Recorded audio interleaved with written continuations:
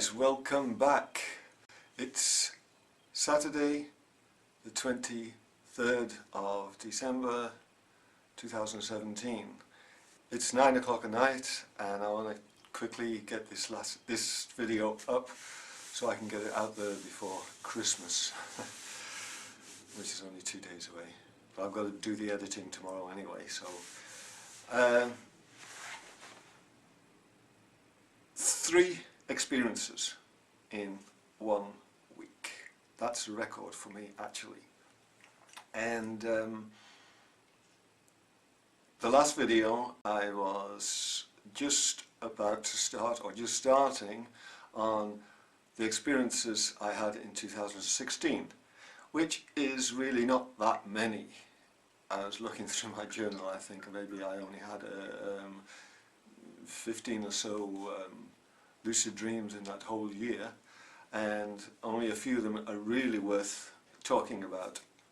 So so I started on that with the last video, but I want to slot this one in before I continue with 2016, because this is just too good to leave out and wait until I've passed through 2016, passed through 2017 to catch up to date. So, the first of these happened last Sunday, which was in an afternoon meditation session, and I'd relaxed myself, gone into a sort of deep relaxation, and probably just drifted up into a sort of dream state.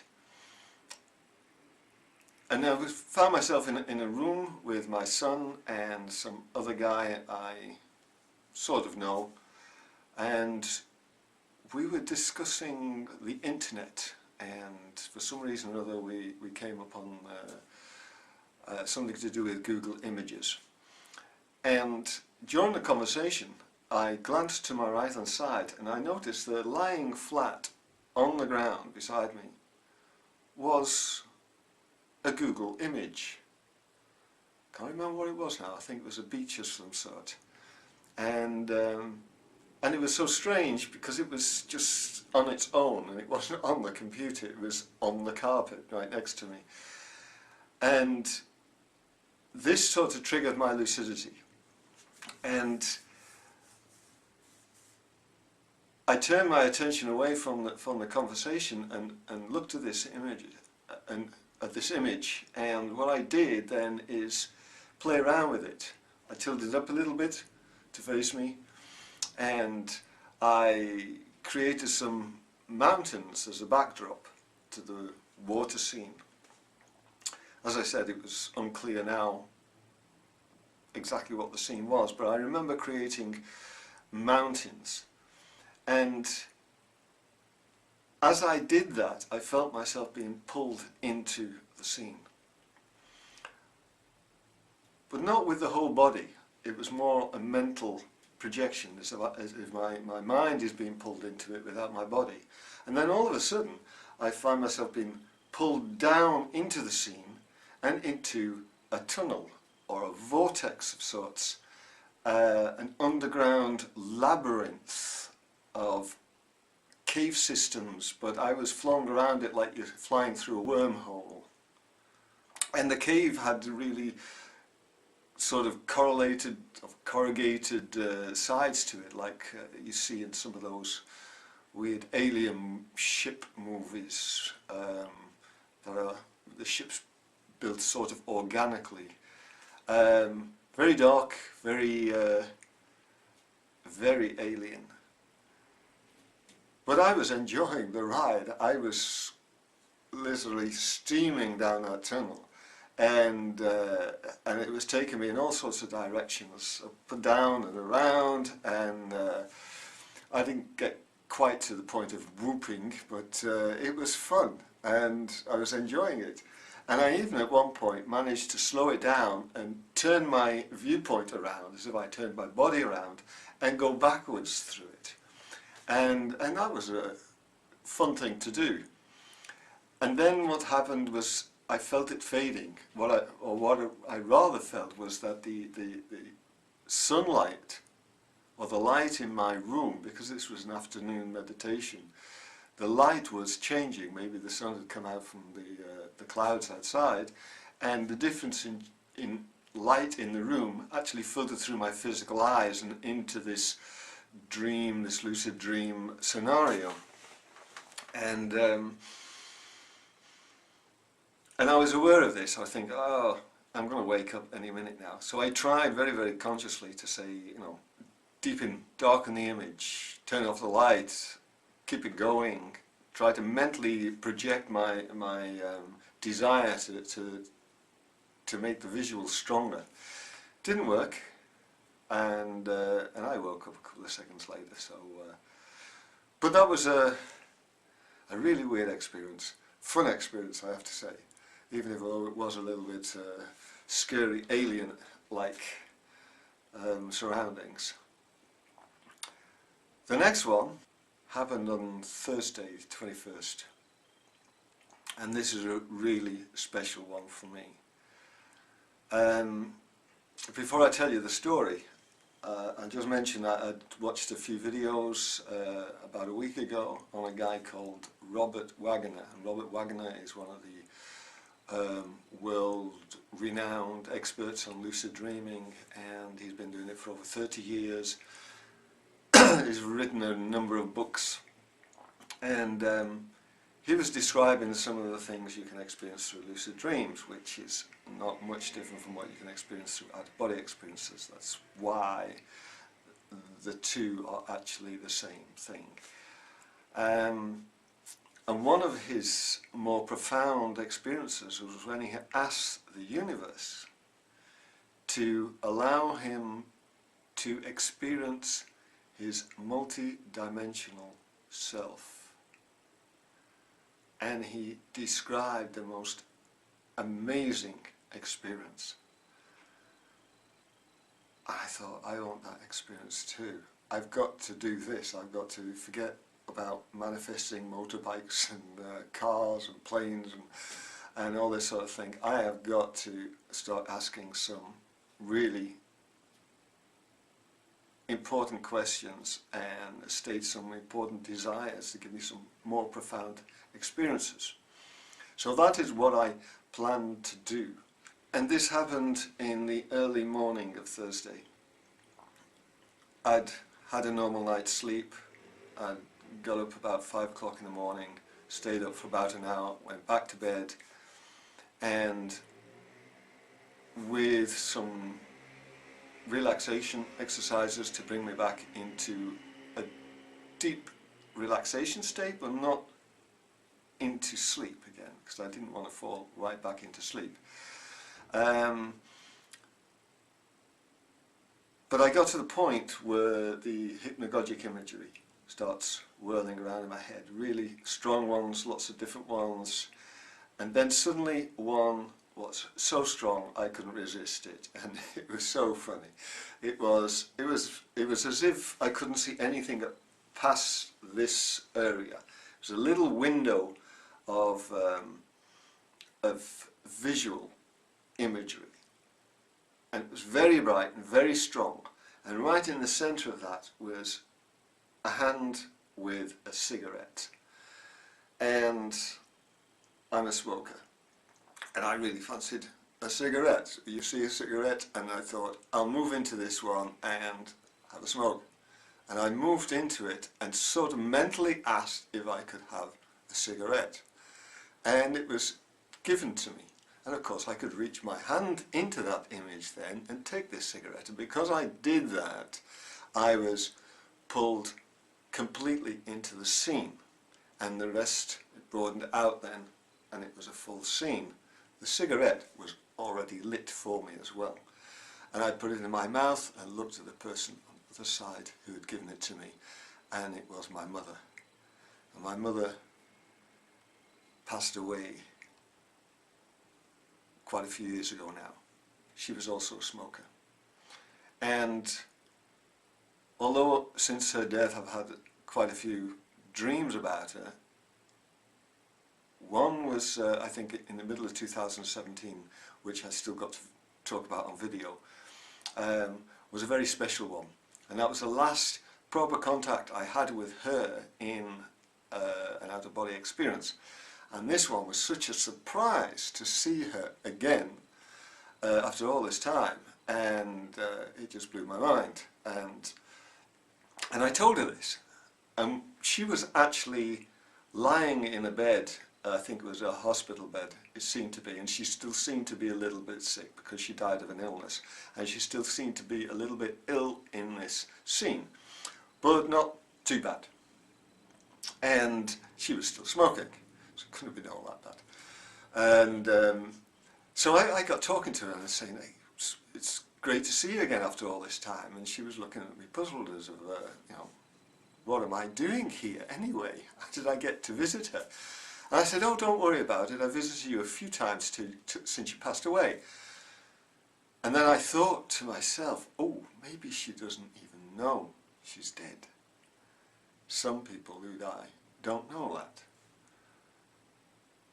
So I was very careful with my words, and I felt a need then to explain myself without trying to scare her, you know. So I said, oh, don't worry about it. We all die, but we don't really die. Our bodies die, but we carry on living in lots of different realities, in lots of different dimensions, and this is one of them. And I have projected from a meditation, and here I am with you now. And then the scene changed, and we were suddenly walking across the street towards a cafe. But the conversation is a continuation, as if no time has elapsed in that changeover from hospital to street.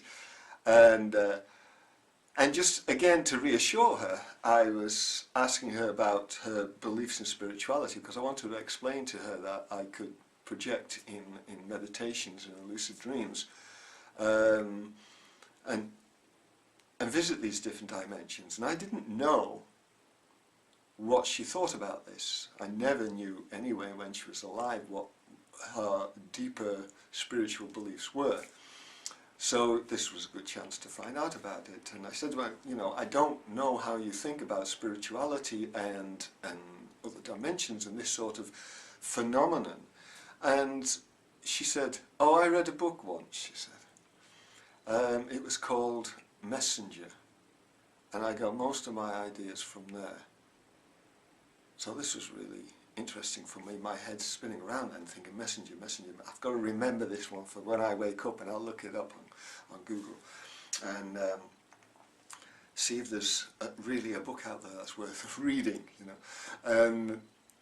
We walked into this cafe, and apparently she was known in this cafe because the barmaid behind the counter said hello to her, and she heard us talking as we walked in about this book called Messenger. And I was asking my mother who was the author and what was it about, and she couldn't really remember the author's name, but the woman behind the counter said, oh, I know that book, I'll look it up for you. And she actually gave instructions to the barman to go on the computer, get online and start Googling up Messenger and books and come up with the information so she could give it to us. And I'm lucid in this. I know this is like a dream experience and not my reality. And I thought it's amazing that these people know her, and these people are actually online looking up information for me or for us. I wonder if they're going to get it.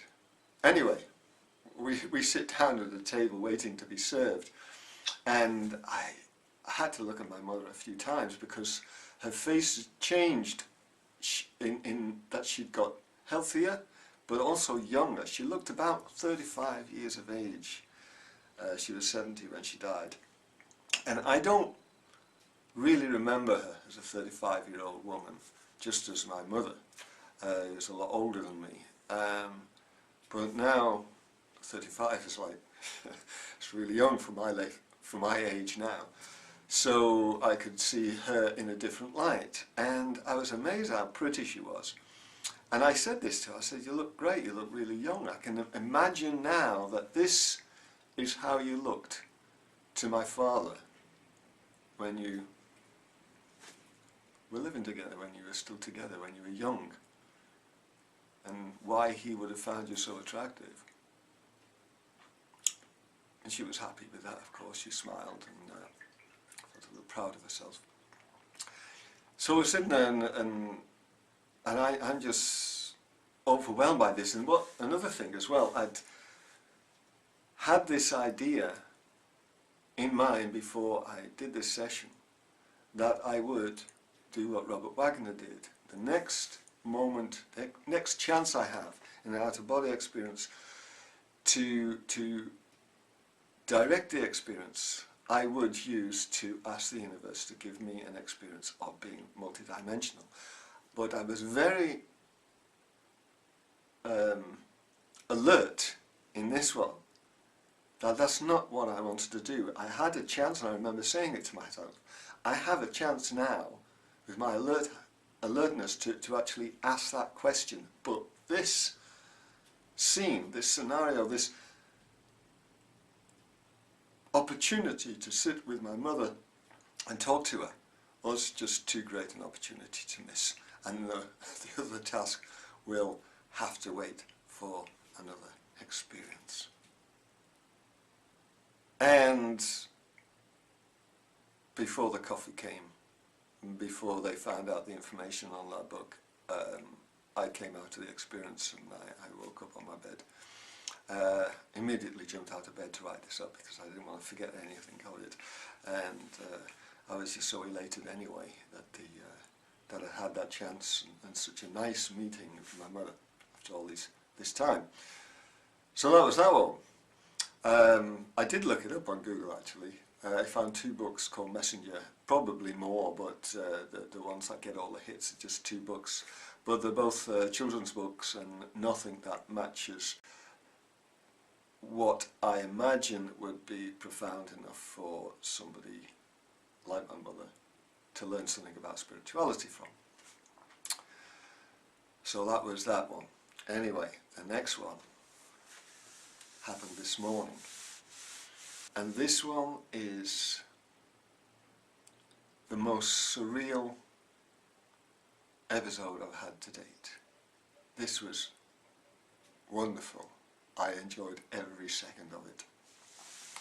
So I'd slept again in the night, woken up a couple of times. I'd gotten up at 5 o'clock, stayed up for half an hour, then went to meditate on in my other room. But I wasn't comfortable there. I think I stayed there about half an hour. I just wasn't comfortable. So I came back and lay down in my bed on my back again and continued my meditation there. And waited until I got these visuals coming again, these hypnagogic imagery. And it worked. After a few moments of these visuals coming and passing, then suddenly there was this strong visual of a TV set with a ski program on and a commentary voice talking about this competition, the skiing competition that was going on. And I was watching this TV. And again, no, this was different from the being pulled into imagery. I think I'd fallen asleep because this seemed like it started like a dream, and it was only when I realised I don't have a TV that I became lucid, and the whole experience changed then more into an out-of-body than a continuation of the dream. So I'm watching this TV, I realise I don't have a TV, so I'm already in an experience. But there was also no, on the TV, there were skiers and there was this commentary, but there was no snow. They were skiing on slopes down mountainsides that were just mud and grass and rock, and very, very, very mountainous, but no snow. And while I'm watching this, then I get pulled into the TV set. So I'm not watching it on the TV anymore. I'm watching it from the air above the skiers, looking down, and I could see the whole landscape around me. I could see the slopes winding down the mountainside, and I could see the skiers for a few moments, and then the skiers disappeared, and I'm just following these slopes down as if I'm gliding above them. But all the time, the commentary voice is still going on. Don't know where it's coming from, but it's talking about some skiers that are not in my scene. So I'm following this down, and it really was a long mountainside, and it was great. But as I'm going down, I'm thinking, yeah, but it would be really pretty if I could conjure up some snow to make this brighter, this scene brighter. And at the moment I thought about changing it, the scene, I was suddenly not on the mountains anymore, but I'd landed and I was on a beach side.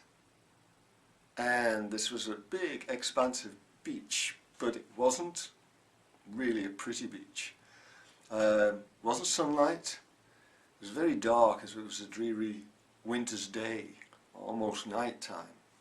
Can't really describe the weather or the time of day there, but it was a very dark image, and it was a very muddy sort of sand there. And the sea was far out, couldn't really see the sea, but there were pools of trapped water, seawater all around, with rocks in them. And so I'm walking along across, around these pools and across the sand, and I see a family coming from one side, coming down from an embankment with a couple of kids, and they start playing in the water, and I walk onwards, and then I see some more people playing in the water, and then I notice that they weren't playing as much as posing, and they were half naked, these people, and then they weren't people anymore, they were statues, like old Roman or Greek statues. And they were all dressed in white gowns, or bits of cloth wrapped around them. And then I noticed they didn't even have any heads, like some of those statues that are cut off at the neck. So they were definitely works of art and not human beings at that point, but they still moved, they still changed position, changed their pose. And this whiteness of the cloth against and these figurines against this dark background, the distant clouds and the distant sea and the stretch of the dark sand stretching out towards the horizon. It was just amazing, surreal imagery. And I had really enjoyed looking at this. I thought, this is amazing to actually be conjured up in my dream experience.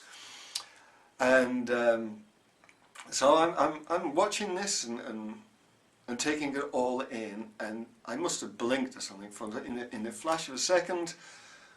All the cloth, all that white cloth, was suddenly turned to black cloth. So we've still got the same figures in all these different places, changing the positions, as if it's a big show, an art show or something.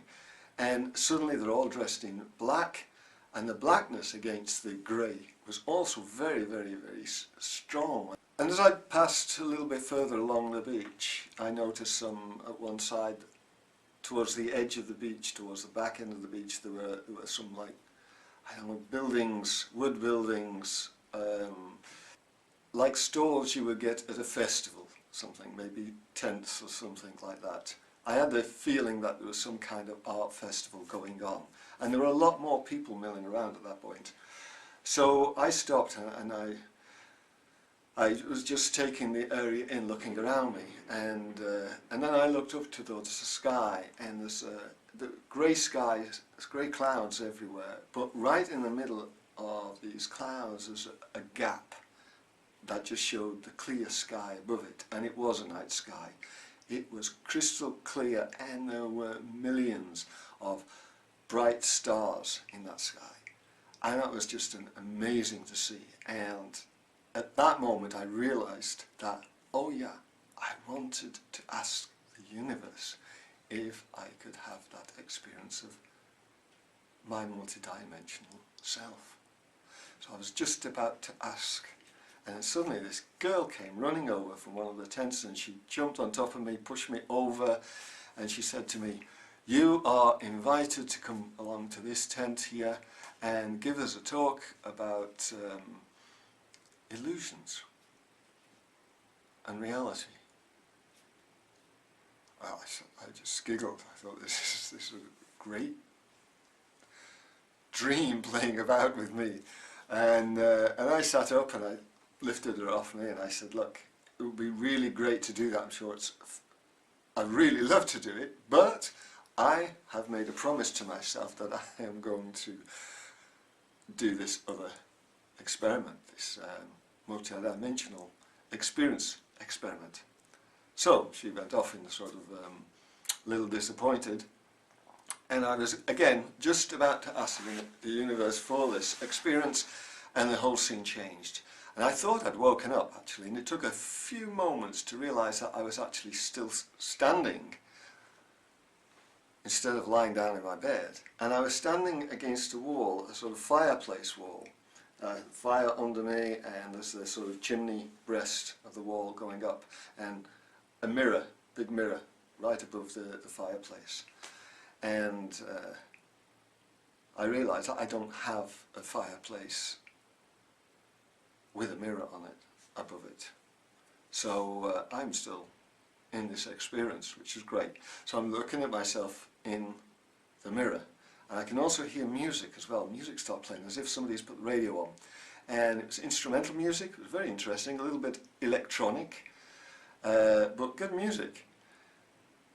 And it kept cutting out. It would play for about 3 or 4 seconds and then cut out for half a second and then come back on again and then fade out again and then come back. And that caught my attention, but also my reflection in the mirror caught my attention too. So I'm busy with the visual and I'm busy with the auditory as well, and also busy within my head of this how long this experience has been going on, and also busy with the idea that I've got to do this request to the universe.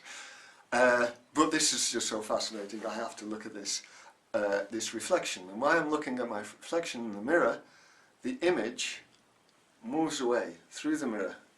The reflection moves to the far wall that's reflected behind me, and so the reflection is actually far away, but then it's inside another mirror that's on the far wall, and I can see myself reflected in it from here. And I wave one of my hands and something moves in the reflection, but it's not the hand, so nothing's really reflecting anything. It's another image, separate image that's doing something. And then suddenly there's another me behind that one, and another me behind that one as well. And they're all moving interdependently of each other. And I'm waving my arms about, trying to see what effect this has on these images. But after a few moments I realised I've still got this question to ask of the universe, so I'm going to do that now. This is a fun game, but I really want to make something of this session, something bigger, you know. So I sent out my request in words or thought to the universe, to my higher self. I said, give me an experience of my multi-dimensional self, and nothing happened. At one point I tried falling into the ground, but I think that was later. I asked again and it still nothing happened. So I thought, well, okay, if I'm not going to be able to get that experience, give me another profound experience that I don't expect. And still nothing happens. I think that's then that I decided, well, I'm going to try this falling technique and see if I can fall into another experience, another realm, another dimension, even another scene. So I leaned forward and I fell into the ground, and I didn't hit it, of course. And it was around that time that I felt myself being pulled back and waking up in my bed. I didn't get up right away. I was so tempted to see if I could get back into it because I was still in that drowsy, relaxed state. And I tried for about less than a minute actually. I thought, no, this is not going to work. My concentration isn't there, my focus isn't there, because what I'm really thinking is, if I don't get up now and write this down, I'm going to forget a lot of it. So it was too important. So I got out of bed and I woke myself up, made another coffee, wrote it down in my diary. I thought I was going to just put out some notes, but I ended up writing a page and a half to get this story down because it was a long experience. When I look back on it, I think that in a way, especially with the mirror,